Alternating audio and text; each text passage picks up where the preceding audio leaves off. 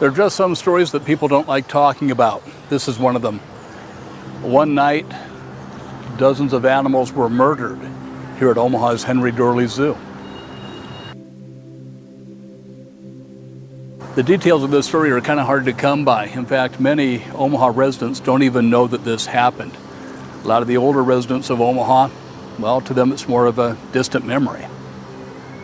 Welcome to Backroads Tourist. I'm Jeff, and this is where it all happened. I'm standing in a part of the zoo called Glacier Bay Landing.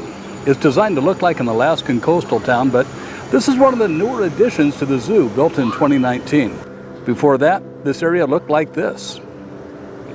Red Barn Park opened as a petting zoo in 1966. Children and adults could go in and interact with goats, sheep, chickens, donkey, ducks, and several other assorted domestic animals.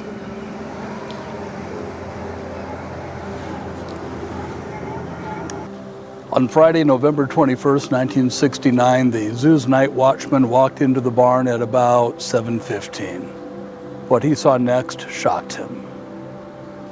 Two boys were in the barn. The initial report says that one was age 10 and the other was 11. Later reports list both of their ages as 10 years old. One boy was standing next to several dead animals. The other boy was holding a rope which was looped over a guardrail. At the other end of the rope was a dead rabbit. The boys told the guard that two other boys had done this, but they'd run off. One boy said that his name was Joe Brown and that his father worked at the zoo. None of these statements proved to be true. Then the two boys made a run for it. They pushed past the night watchman and ran up the hill and jumped over the gate. The night watchman couldn't catch them. 26 guinea pigs, a pigeon, a rooster, a duck, and a goose had been beaten or clubbed to death. 2 rabbits had been hung. A few other animals had to be put down due to their injuries. Zoo officials at the time estimated that the dollar value of the animals lost was $500. In 2022, that would equal nearly $4,000. The boys were located and arrested by Omaha police about 3 hours later. When asked why they did it, they said, just for the fun of it. But I don't want to end this story on this dark, twisted note. There is a silver lining. When the people of Omaha found out what happened, they were shocked. Then they were outraged, and then they wanted to help the zoo. Children donated their allowances and went door to door asking for donations.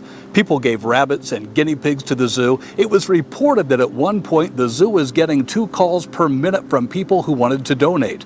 Checks from families and businesses started arriving in the mail. This horrible tragedy united the city. For the people of Omaha, what used to be the zoo turned into their zoo. And now, over half a century later, that attitude still lives on. Omaha has seen the zoo grow from a few cages and buildings to one of the top zoos in the world. I'd like to close this story with a request. Back in 1969, the names of these boys were never published because of their ages. I'm sure that some people know who they are, family members, friends, fellow students. If you know who they are and you're watching this, I would like to ask you to please keep their names private. At the time I put this story together, the boys would now be well into their 60s. I'm sure they faced consequences for their actions, and although it was a horrible act, I don't think that a grown person today should be punished for something they did when they were 10 years old. Hey, thank you so much for watching this video. If you liked it, please prove it by hitting that like button. And if you're interested in hearing more little-known but fascinating stories like this and maybe visiting some unusual, quirky places, please subscribe and hit that bell so that you can be notified when I put up new videos. I usually do that every Friday. Thanks again for watching. I'm Jeff, and I'll see you on the back roads.